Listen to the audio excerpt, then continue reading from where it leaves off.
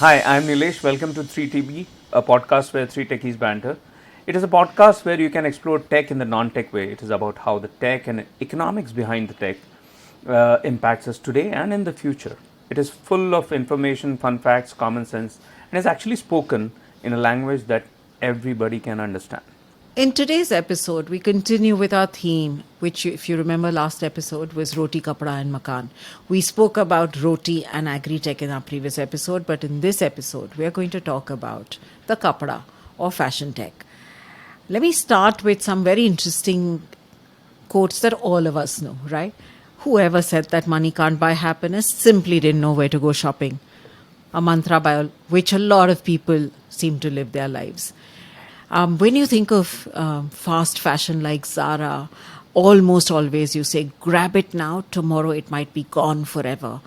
Really? And that's what the world of shopping has become. It's encouraging us to do outfits of the day, to put up new outfits every single day, buy more than we really utilize. And therefore, like someone very nicely said, I think it was Livia Firth who said, fast fashion is like fast food. After the sugar rush, it just leaves a bad taste in your mouth. When we think about fast fashion, right, we really need to understand that while all of us love the clothes, all of us love to fill our wardrobes, there is some data which is really, really scary. Samiran, you want to talk about some of the impacts of fast fashion on the So, environment? yeah. So, in fact, fast fashion has somehow caught everyone's fancy because it's fast, and and it kind of allows you to kind of do these quick clothes very quickly. But unfortunately, I think it is having a huge negative impact on the environment, on all of us, and very unwittingly kind of causing a huge amount of. And some just simple facts, in which we kind of. It's just like things like dyeing and finishing alone.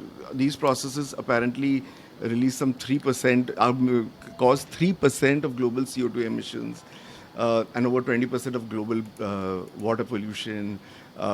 It is very, very difficult to picture that 2,700 liters of water are needed to make just one T-shirt. Okay, and that's the amount of water a person can drink over 900 days. Uh, in fact, so much so, this has become such a big issue that the UN has actually set up an alliance for fashion. It's like it's like really thinking of fashion like terrorism or climate change. That it's so serious that the UN thinks that there should be an alliance to kind of fight it. But yes, it is a problem because it's kind of flying under the radar, so to speak, because nobody thinks of clothes as creating problems. And I think as you and me, Shita, we were discussing that it's got to do with people driven by media, it's people discarding clothes faster, and this whole thing which is kind of piling up. On the one hand, clothes are getting made faster, and the other hand, you are kind of getting rid of it at a much faster pace because of the entire ecosystem pressure. So yeah, fast fashion is a serious issue. So Samiran, many husbands will agree with UN and treat shopping as criminal. But that's for another day and time. One of the biggest changes, and since we are talking of fashion, and it stuck me just yesterday, that since I have been in Ireland, I have got flyers almost twice in a month about donating clothes. Okay. Now, Hmm. why it is peculiar is that when I was in India, there were some drives, but not so many. But in Ireland, I have seen them multiple times. You have places and pods where you go and put your clothes. I don't know. Somehow it stuck to me that why is there so much talk about clothes and trying to donate clothes. And then another statistic that hit me was that and most of the time it would be, the destination would be Africa and Asia. And what the statistic was that 15 million clothes arrive in Ghana, it seems, every Hmm. week. Okay. Now, there can be a good and a bad part to it. Good part maybe clothes are also needed by them, and Europe, and primarily from Europe and US, and they are getting their clothes. The sad part is 40% of that material lands up in the landfills. So they are actually not being used. So it's like you make your problem someone else's problem, Right, and they are right. dealing with it. It's just ridiculous. I mean, the amount of So it's clothes that very. get donated. So this is very strange that I tried very hard to find something which is India, but I was definitely able to find this whole thing, people and their steps against fast fashion.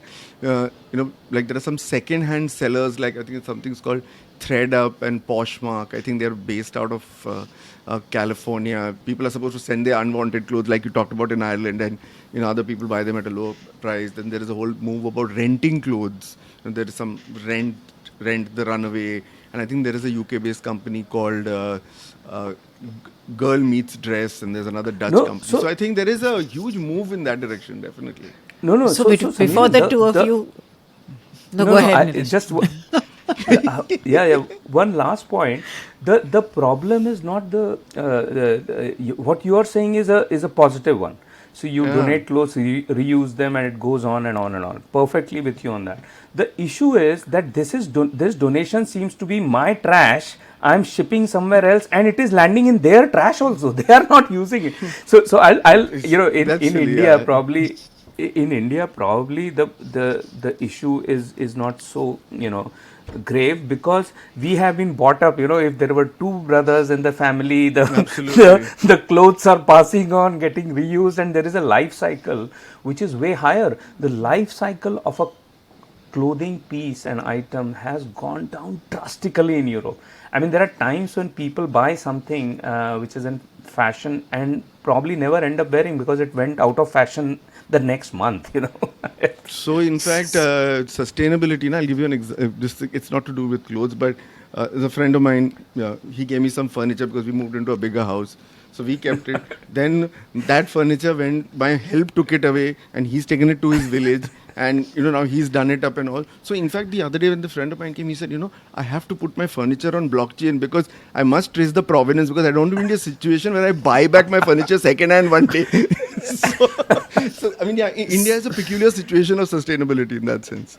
But it has a positive feature of sustainability. But I'm going to wrap both, at least Nilesh, you're going to get wrapped on your knuckles by me as a woman on the show, saying, how can you say women? Let me tell you that the fear of missing out, right? And the need to hoard for fast fashion garments is both, huh? It's both men and women. So let me tell you, there is enough and more data which says that an average person hoards fast fashion because of the fear of missing out.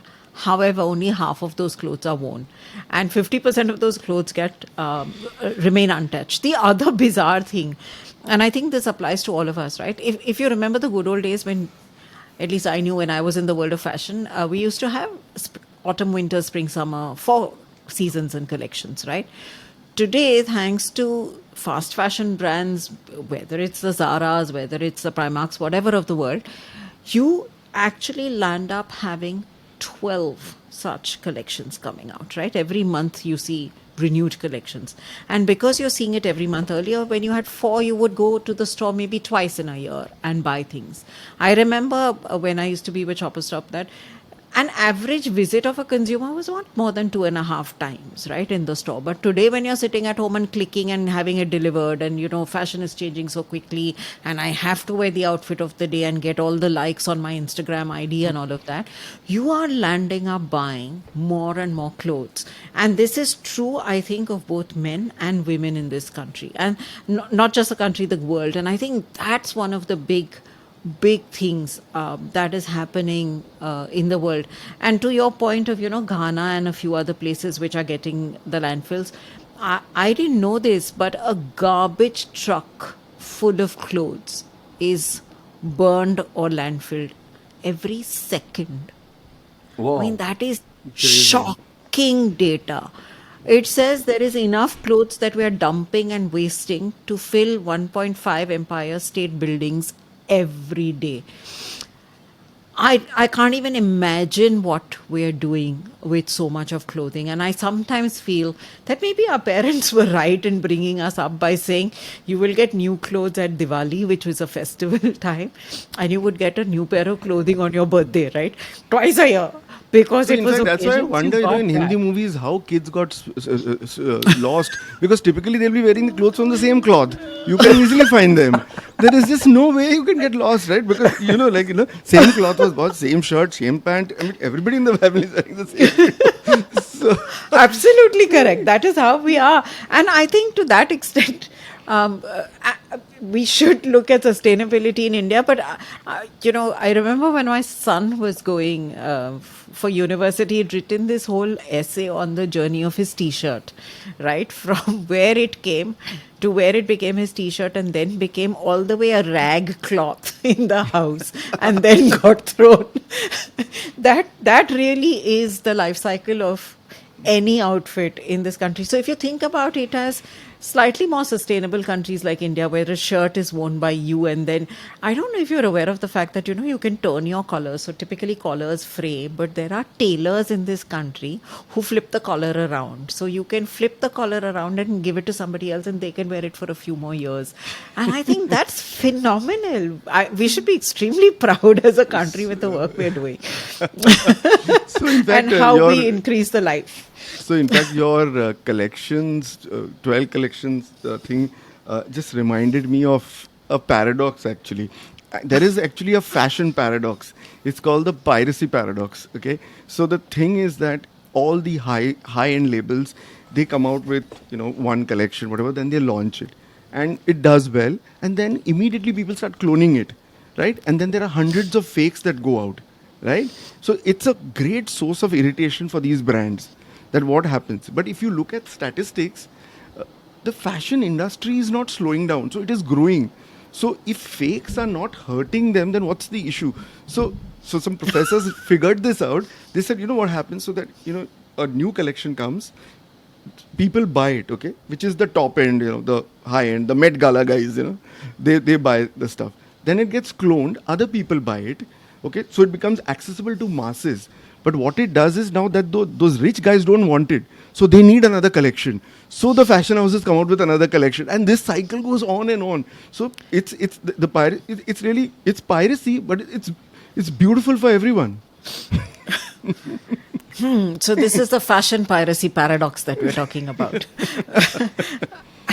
But I must admit that over the last few years, especially I think the pandemic did bring to mind the fact that you don't need as many clothes as you were kind of piling up in your house. And I think there's been a certain shift towards understanding that we need to become a little more conscious about the kind of clothes we wear. And, while we've laughed about it and talked about the seriousness at one level of the number of clothing pieces that we are owning, I think the challenge is not just that. The challenge is the lack of sustainability that happens because of the entire supply chain, from sourcing, natural fibers to it getting produced into a garment, to it reaching you and then going back somewhere. That entire chain actually is not really very well thought through and is not sustainable at all levels. And that, I think, is the aspect that we must really kind of look at in the future. Because from dyes, which are polluting water, to fabric, right? The fact that polyester as a fabric is a nightmare. Nobody ever thinks about how long it takes for polyester to decompose.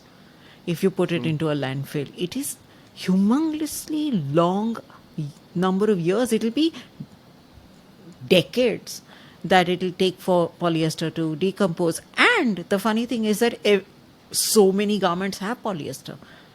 So it's one of the largest fabrics, right? And therefore, think about it. We're just creating so many more issues. The other thing that I was talking about, which is the packaging and all of that. Did you know that 200 to 500,000 tons of microplastics from textiles enter the global marine environment each year? It's ridiculous because everything comes in a plastic bag, gets shipped in a certain way. So it's unsustainable at many, many levels. Yes, Nilesh? So No, when you mention microplastics, it just kind of rung a bell. A few days ago, I saw the news, and probably limited to Europe. Some of the areas in Europe have got rain recently, which had traces of microplastics. So this microplastics is, it's really getting a serious, becoming a serious problem.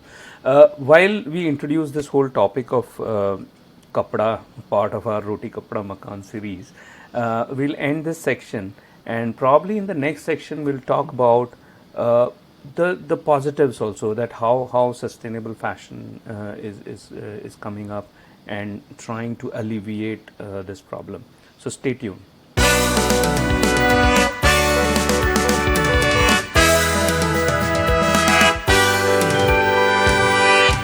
Welcome back to this next segment. And I think we kind of beat up fashion quite a bit in the first section. So we'll kind of go back and kind of give it a bit of a pat in the back. I came across this very interesting quote, said that the most profound technologies are those that disappear. They weave themselves into the fabric of everyday life until they are indistinguishable from it. So, there was a paper in 1991. So I think, in fact, it goes on to say it is like very seamless. So while you may have not kind of immediately caught the drift, but the point really was that we just cannot get away from textile metaphors in our daily life. Like we catch air shuttles. Shuttles actually goes in looms. We weave through traffic. We follow common threads, and what have you. So actually, the story of textiles literally is the story of science, technology, culture, and civilization. So it's kind of has been, as human beings have evolved, I think clothing and fashion has evolved, and so much so that people got very excited about finding out when did we actually start clothing ourselves. So this started off as when this little boy came home and he had some lice in his hair. So while most parents would get really, really upset, this kid's father unfortunately worked in the Marx Planck Institute of Technology in the anthropology department. So he thought that it would be a great idea to use lice to figure out the origin of clothing.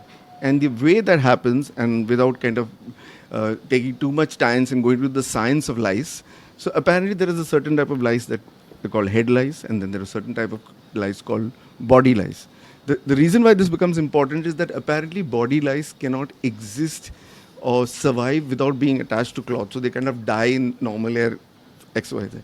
So what they started doing is they kind of went back and traced mutation by mutation and to figure out where did this go back to, like years and years. So lo and behold, and I have no idea why, they figured out that human beings started wearing clothes between 40,000 to 110,000 years ago. There's a lot of mystery, and there is a lot of hue and cry as to why this research is not there. But I just wanted to prove to you why people are so passionate about clothing that they will do just about anything to kind of figure things out. So that's my little piece. So and I've made it extremely difficult for Nilesh and Sheetal to say anything else that we connect to this after that. I heard that there is some German that then probably there has to be a way where food can be converted into a clothing. So lo and behold, yeah, Right. yeah, you're right. I cloth out of tea, milk, and coffee. So yeah, I think So it can. there is some It connection can. between Yeah, it can. biochemical research happening, where actually by a student, and the student presented a way of growing.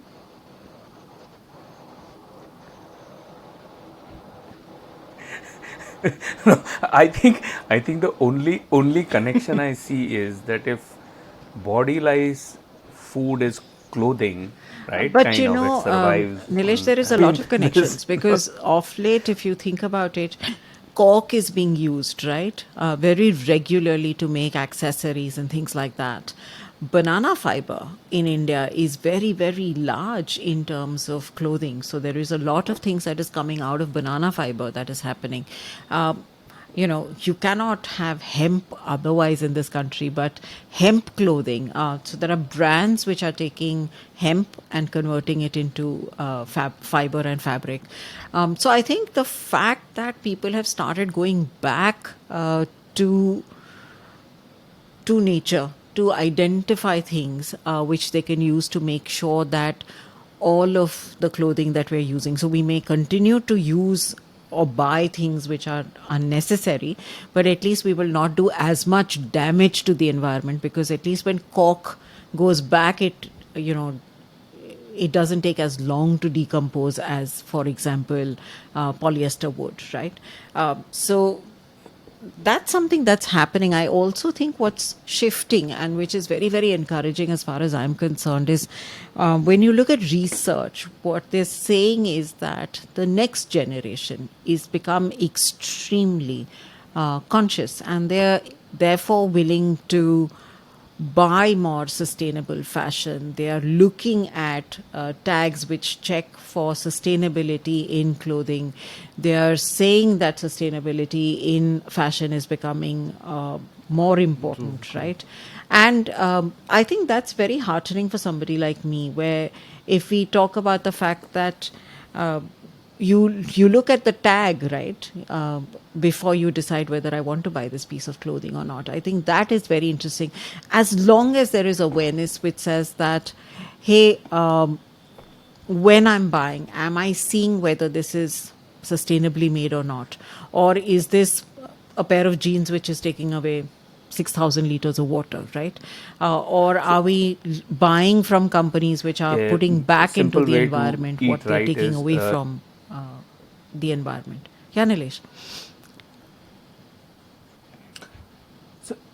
So whenever there are dietitians and so many YouTube, don't worry about digressing. I started with lies. Read the label, and if those are English words, then you can safely eat them. I think probably in fashion also, probably we should move to that area, right? That if you understand it's a natural, sustainable material, then you buy it, and that is already screwed up, right? With unsustainable fashion. So one part is buying sustainable fashion, but whatever has gone into landfills, how do you came to my mind was automobile industry. And I have seen in Europe especially that when a car, every manufacturer tag it just a thought came to me. I'm just digressing a little bit. When you talk of diet, oh yeah, so try to recover some, take care of it. So one of the examples that manufacturer is doing it, Volkswagen, BMW, when a car is launched, it will have kind of multiple trims. Obviously, one of the trims would be leather, but they are using for their interior the stuff from the landfills and converting into how probably we'll do our bit towards the environment part. But other than buying sustainable fashion, I think the problem is twofold, right? So we have they are the most sold.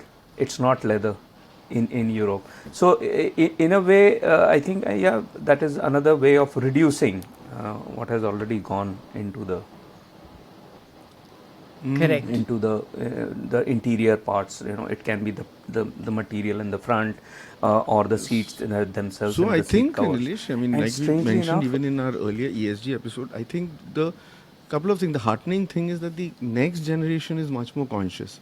They they make a lot of decisions based on the sustainability yardstick, and I think there is definitely a shift away from non-sustainable things in every aspect. Whether you talk about cars, that the jury is still out there whether electric is really the right answer or no, and it is causing some other downstream. But the fact that people are moving away from something which is obviously more polluting to less polluting is a heartening thing. So, and I think that's kind of happening across the board. I think it's probably happening in the food we consume, the clothes we eat, and all the rest of it. So I think that sustainability as a yardstick is becoming very, very important. And yeah, obviously, of course, otherwise there's my favorite theory that if things really go wrong, then we'll probably have to evacuate Earth and go to Mars and live and clean up the Earth. But I think till then we'll have to do something ourselves. So let's leave Elon Musk to figure that piece out. And while he's figuring that piece out, let's move into our last segment, which is really on how technology is being used to make things better, not just in Uh, well, technology is not being used to make consumption go down, because social media is just encouraging consumption, but there is a lot of technology that is being used today to change other aspects of the whole fashion industry. We have an interesting guest to come and talk with us on the tech in the fashion space, so we're going to bring him in for this last segment of this episode.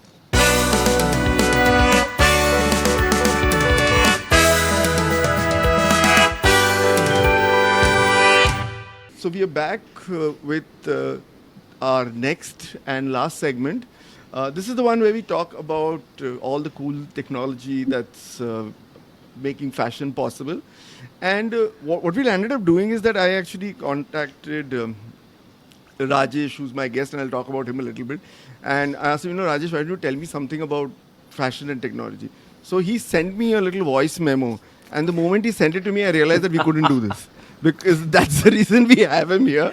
Because obviously, fashion and technology are a really, really important, and they work very well, and they work together, and they need to work together. And that's why I thought someone like Rajesh would be a great addition and an asset to this episode. So Rajesh and I go back a long way. We are college friends, and I think even in those days, maybe when the rest of us were chasing girls and getting excited, Rajesh was excited about denim. So I think that's his. So he is, as he just loves textiles. So, and I think he was with Arvind for the longest time, India, internationally, and co-founded a startup. He was with Myntra. He's done a great amount of work in product development, and very, very strong credentials in the textile, as in the new product development, fast fashion, and all of that. So he's going to talk about all of that. And for all of the others who thought, that sounds very fancy, just to ground him, he actually hails from Chembur, from a place called Gauthan.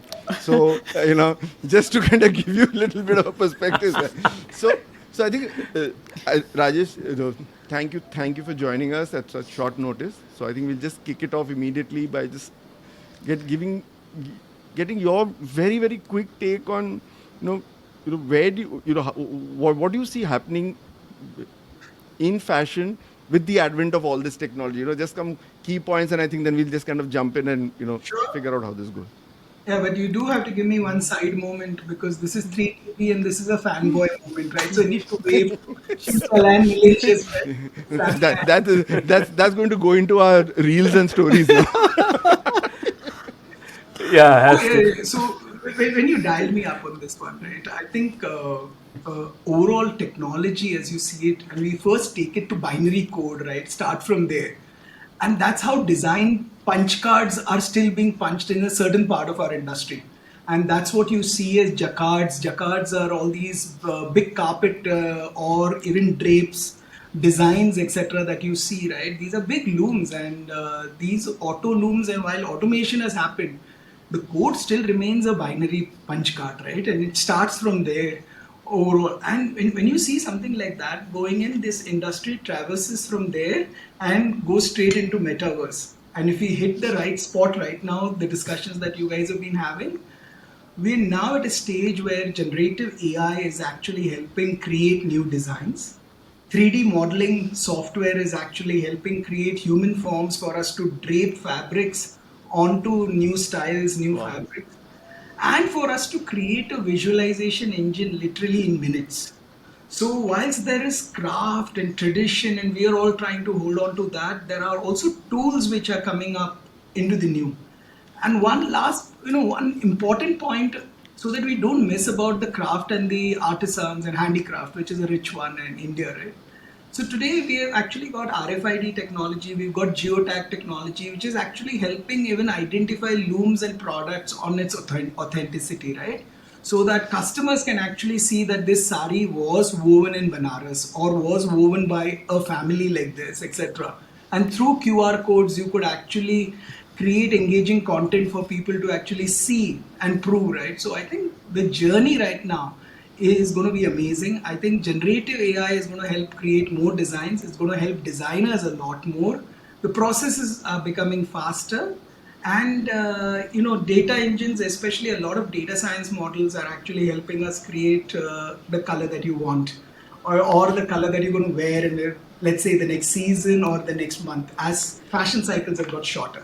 So, Rajesh, the question for you is that, we were talking about fashion cycles going shorter. We were talking about earlier we used to have 2 seasons and 4 collections. Now we have 12 collections, right? One every month.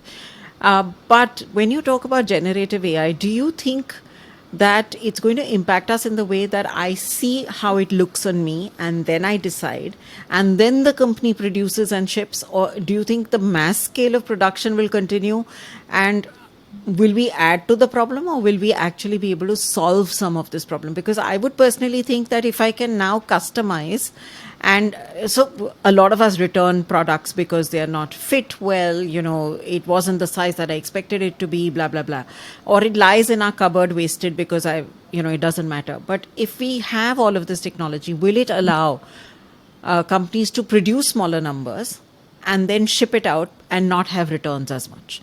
Then we are impacting it at multiple levels. Oh yeah, I think a lot of it is already in works.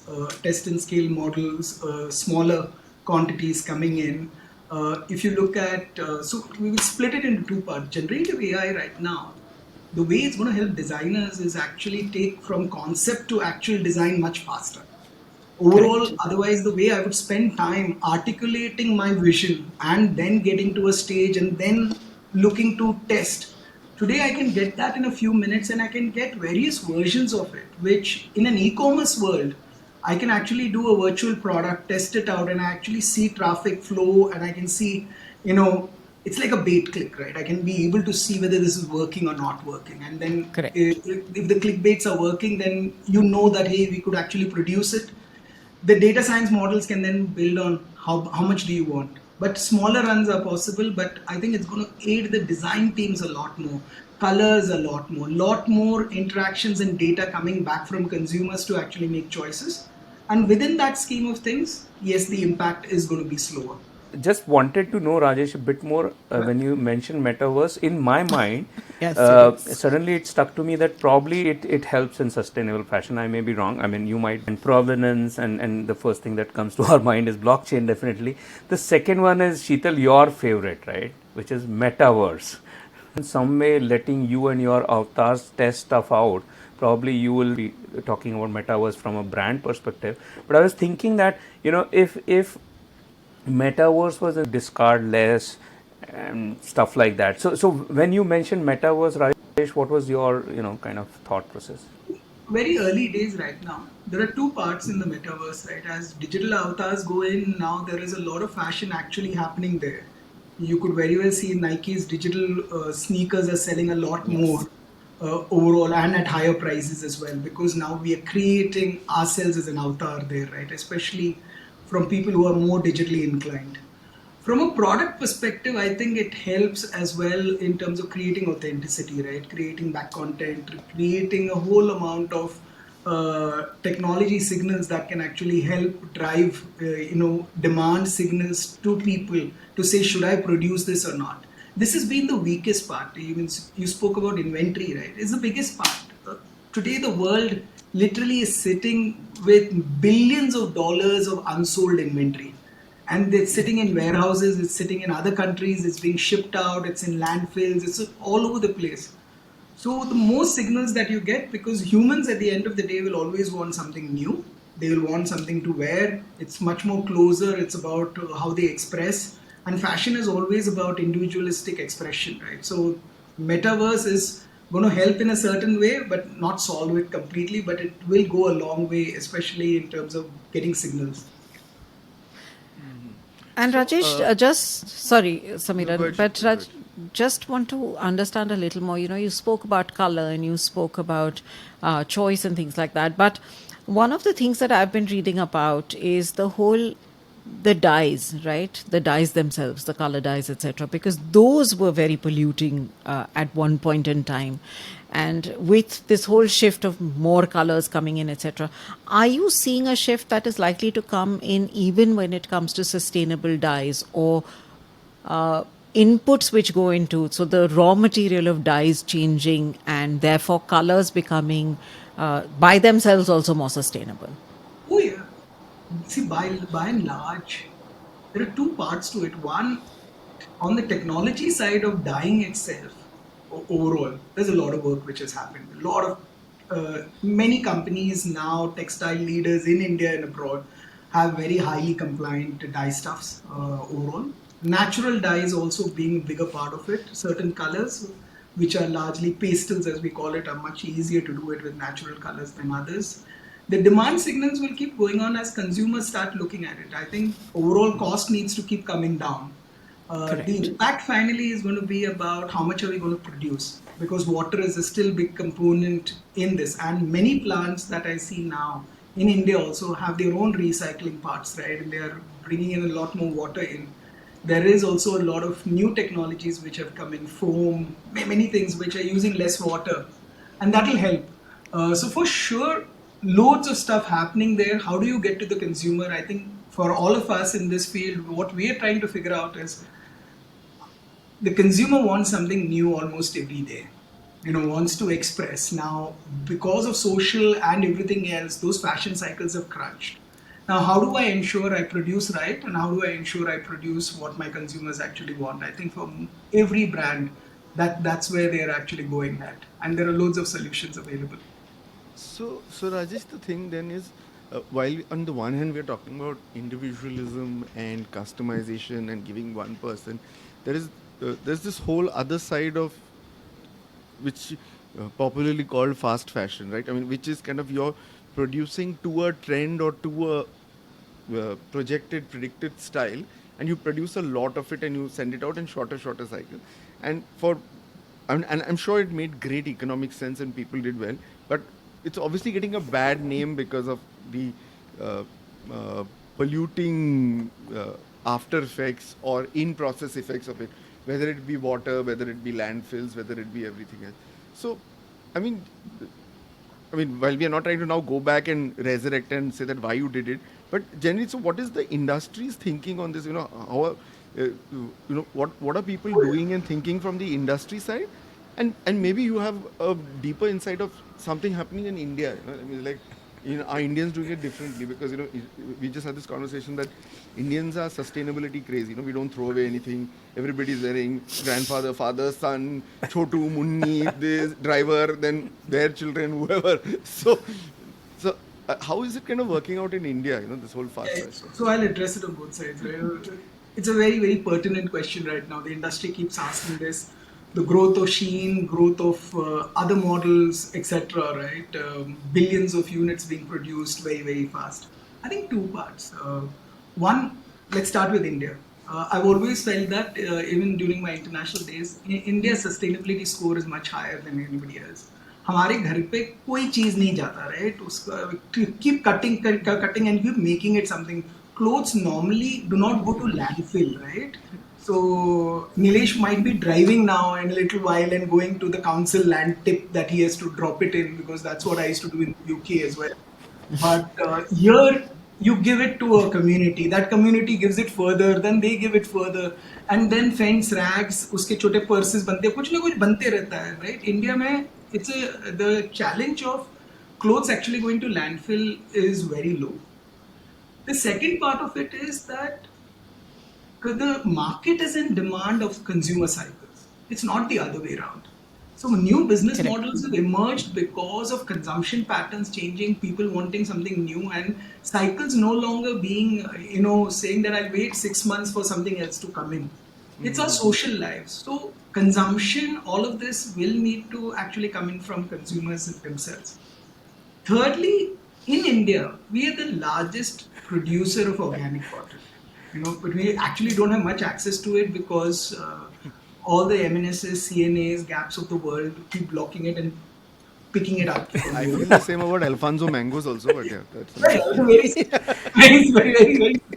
You have to go to Devgarh, Ratnagiri, pick it up and bring it for authenticity perspective, right? So that's the key. I think overall India is far ahead, and I think India will be the change as we go it. I have a huge amount of on India manufacturing, and India is going to be the change that you will see. The next 10, 15 years, India will be driving a lot more on fashion and in terms of discussions, investments which are actually going on in recycling, yarn coming out. Arvind has now a plant where they're recycling garments and jeans into yarn and then remaking it. They have a program with Gap. Somebody else is just recycling now polyester PET bottles and creating that yarn and doing that. And traditionally, when you look at our handicrafts, etc., right, we don't throw any yarn bits out. The guy continues to make another design, etc., right? So a large part of the authenticity, the large part of low carbon footprint kind of manufacturing, which has been existent in India, is going to come to the fore. I think the world is going to vote, thankfully, hopefully, with the dollars in hand. And the way we see consumption and fast fashion models, they're changing quite a bit. But what fast fashion has actually taught everybody else, which is good, is that you no longer need to actually make at the lowest cost possible. Because earlier that was the big point, right? I would make it in Bangladesh or China 6 months ahead. Since consumer cycles have changed, people are now very clear that, hey, we need smaller lots. So that bit of an impact is going to come in. Overall capacities, overall businesses are a lot more. So brands will be challenged by that, and brands which will actually engage with consumers on that part will succeed. And Rajesh, tell me, in terms of, because we're talking about this whole focus of India, I know India is also focusing on a whole bunch of new fabrics, right? Or sources for fabric, which is hemp, banana fiber, and all of the other stuff. And we're already seeing some brands which have done significant amount of work as far as hemp is concerned and banana fiber is concerned and things like that. But how do you see that going global? Because very often we do a lot of things and then we are unable to take that to a global level. Where do you see that happening Well, from a tech point of view? Yeah, I think two parts there. Before I come to the tech part of it, right? I think the world is now actually watching it with much more interest. The latest Christian Dior collection actually going in there, and you're actually talking handicrafts, you're talking block prints, you're talking this, which is traditionally ours, right? For all of us buying Jaipur kurtis or hand block shirts, which are there, but suddenly when you have the Christian Dior creative director actually putting on a show completely here, designed, developed in India, so much so more, right? And then when you see contemporary design with old traditional handcrafts or something new that you make, it's completely amazing. And with the team at Chanakya and everything else, amazing stuff that they've actually done there, and that is the world watching us. When a luxury brand actually has its mainstay in Bombay, that's one language. So people are curious. Part of it. The second part of it is that tech is actually helping us create the authenticity goals, right? More and more about this from an RFID perspective, QR codes, geotags, etc., will actually help that dollar actually reach to that last year, right? Payments also. You guys are experts on UPI. Build that, and a lot of these payments now actually happen in clusters. Brands I know, even at Myntra, where they've been working with smaller clusters, payments directly go to the weavers overall, right? And that actually helps. So technology is enabling a huge amount of change, but I think the change is going to come in from content, consumption, and authenticity levers. In fact, yeah, one of the things that you talked about was, I think we were discussing this about technology being a performance enhancer in the fabric, the garment, or the finished product itself. I think you were talking about very specialized products being developed for niche professions or athletes and others. So so what's really happening there, and what's driving it? Oh, yeah. That I find the most interesting, because that's why I call it's all about haptic senses. So your cloth actually is woven differently, right? So haptic sensors have two parts, and one part is the kinesthetic interactions, especially muscle nudges that. Now imagine sportswear fabrics being made. So you wore a yoga pant, and you are actually, and you will see a large part of it right now. A lot of softwares now new apps which have come in, which actually help you with posture, help you with position, the yoga asanas, etc. Right, and they sort of give you a visual aid. Now imagine that visual signal is actually triggering my back, or my shoulder or my hand, and actually giving me a signal here saying this needs to get corrected. And that's what's actually happening now. New developments which are coming in, especially yoga wear, swimwear, where data is also going in as the swimmer comes in. The whole idea is the next, flips, where are we going to get him from? And that's going to be about how are we going to enable marathon runners, right? And there's this huge discussion now on is it right, is it not right? Because, but I think what's actually happening with the haptic technology is it's going to help athletes perform better. It's going to help track lactic acid formation, especially in marathon runners, right? Where is muscle crunch is going to happen, and can signals actually be transferred back versus only looking at biosensors all over. So the cloth itself becoming a biosensor, and I think loads of work going on in that area. Lot of other areas which is happening is in advanced textiles, fire, right? So you have fabrics now in which you actually have heat sensors, right? So the moment he's entering into a fire, there is an alarm which goes off. So whilst he may be under a cloud or in smoke, but he can't sense that heat, but a signal will be given to him by a muscle nudge or anything else, versus the saying get out, it's an alarm, right? So loads of textiles going in, especially in the advanced technical textiles area. Very, very interesting. Rajesh, this reminds me of an episode I saw on NCIS, right? So they're talking about taking garments worn by athletes to understand DNA, and then it went into genetic modification. So, while I'm very super excited about what I'm hearing, I'm also very worried about how it could easily get abused in the future.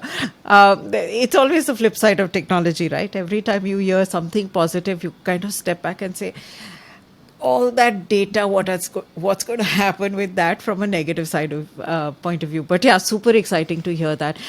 You're right, because I know Uniqlo has these thermal, wear and things like that, which has already started. You don't have to wear those bulky things. You don't have to wear that horrible woolen fiber that you used to wear earlier as the innerwear and all of that. That has been radical change for sure, as far as technology is concerned. So from wearable tech, we're coming to wearable clothes. Tech clothes. And I think a lot of brands are going ahead. There's a lot happening in the consumer side, right? And I think I'm spending a lot of time only looking at consumers right now about how the next generation brands are going to be built. Overall looking at what is going to happen, because it's not only about the new trends. Means just to mention about what Samiran mentioned, you now could have a dress which could also change its print and color depending on what your mood is. So that could be the last one, but then we will sell less number of units. So interesting, because I sometimes think that this whole balance of value volume, right, that the world of retail is constantly doing, and we're always thinking about high production, low costs, things like that, especially if you're talking about not couture stuff but everyday stuff. But I truly think that if some parts of Europe actually are geared like that, right? They don't buy as much, while a lot of Europe does buy a lot more fabric. But there are parts of Europe, there are parts of the world where they buy expensive clothes, have fewer clothes in their wardrobes, but actually take, absolutely. they're either better fashioned or they're better products, their quality, etc. And I think that realization, and Nilesh, we've spoken about this in one of our previous episodes, if you remember. I think that's really where we need to take the world to, that it's not about the fear of missing out and having that. We were just talking about the outfit of the day, where once I wear the outfit of the day, I cannot be seen again in that outfit because somebody's going to say, oh, but I've already commented on this. That needs to shift to now becoming the not the trend, but something that you own and say, I am sustainable, I am a believer of sustainable, and therefore I'm willing to pay more, own less, and therefore make the climate far more leave the climate behind better for the next generation. I think if that switch is what we can bring about in communication and in mindset and in behavior. Yeah, I think That would that's be game changing. closer. I think, before uh, the two parts which have actually happened. If you see last year's financials, overall luxury has grown, right? Yes. Means LVMH, Chanel, everyone, billions of dollars and everything. Fashion as such overall just remained at a certain position, didn't grow as much. Overall shows that people are starting to upgrade. Even in India, I start seeing that right now. Value fashion is meant, which was earlier about a certain segment of society as well. Everyone's upgrading, and that's where I see the potential. Right today, and I think it comes in traditionally for us. Right, जब हम Yes. साड़ियाँ खरीदते at least at home, she doesn't go and buy a polyester sari, right? Correct. Overall. So you go to a store, you spend 4 hours, you indulge in the whole storytelling. The guy will tell you, "ये बनारस के यहाँ से है, this Kanchipuram is from here." So Indians have this whole part about value and textiles, about what it is, right? And whether it goes to our shadi ka joda, to our kurtas, etc., we are far more involved in our fashion, and that's why I believe that whilst fast fashion may continue to do its rounds in the younger age group value segment globally, in India it will still be a challenge because at the end of the day, we love our handicrafts. We love what we actually see even our kurtas with our embroideries, chicken work, loads of kind of stuff that is there because it's a part of our culture, right? And I think that's not going to go away even with the younger generation. I see it more stronger now in the 18 to 20, where I'm actually looking at a new India consumer actually coming up. They are much more proud, they're much more stronger, they're not averse to Indian brands, which is giving the whole focus on new brands coming up with these stories, being able to tell about their product aesthetics, right? That couldn't survive during our time when Samir and me were going to college. There's just no way. Even 10 years ago, you True. would still have global brands coming in. And now, the younger generation, thank goodness for them, they are actually going to drive this change, Sheetal. You'll see that. I totally agree with you. Every time I meet the younger generation, I think we're getting in a better Yeah, space with them, which is yeah, yeah. which is very very heartening for Correct. sure. Um, on that note of positivity, we're going to end this section and we're going to close this episode. Rajesh, thank you very much for joining us. It's been really, really fun having this conversation Yeah. with you. And I'm Thanks. sure we'll see you more often on our show Yeah, in the yeah, future.